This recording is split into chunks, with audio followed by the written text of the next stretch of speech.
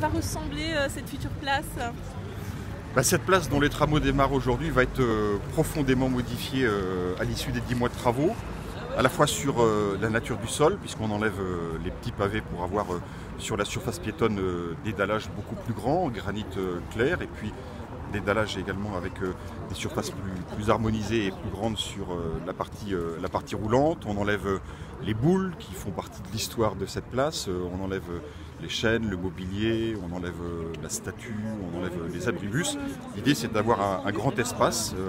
esthétique, de qualité, plat, qui conserve une voie de circulation sur une bande qui soit rétrécie, et de faire en sorte que les possibilités d'utilisation de la place, à la fois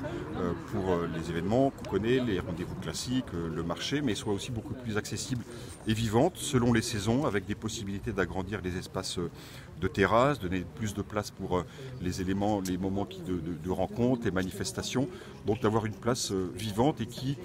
pour nous, occupe vraiment le rôle qui doit être le sien de poumon et de cœur vivant du centre-ville de Sablé. Vous l'avez dit, une place plus réduite au niveau de la circulation, est-ce que ça veut dire que vous laissez plus de place peut-être au vélo ou au transport doux? L'idée c'est d'avoir un espace de circulation qui soit bien sûr présent parce qu'on en a absolument besoin. À Sablé, pour traverser la Sarthe, il y a deux solutions. Vous prenez la rocade, bien vous passez par le centre-ville. Il y a grosso modo 10 000 véhicules qui passent sur chaque espace, donc on a besoin de cet axe-là. Ceci dit, nous sommes en centre-ville, la vitesse est limitée à 30, donc d'avoir des espaces de circulation plus étroits, et pour qu'on donne le sentiment, en tout cas la possibilité pour les vélos, bien sûr, pour les transports doux, et aussi pour les piétons, d'avoir une sensation, un sentiment d'espace peut-être plus protégé, plus ouvert, plus accessible, et finalement qu'on ait davantage envie de s'y promener, d'y passer, que ce ne soit pas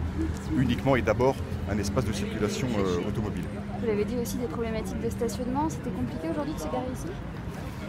C'est compliqué peut-être comme tous les espaces dans les centres-villes, parce qu'on peut toujours se garer à moins de 30 secondes de l'espace où on veut se rendre. On a réussi, dans le cadre du projet d'aménagement de cette place, à conserver un nombre équivalent de places de stationnement, avoir des possibilités de retournement qui n'étaient pas offertes aujourd'hui. Mais en tout cas, dans l'esprit de l'aménagement, c'est de faire en sorte qu'on ait davantage un sentiment de place donnée aux piétons, à la promenade,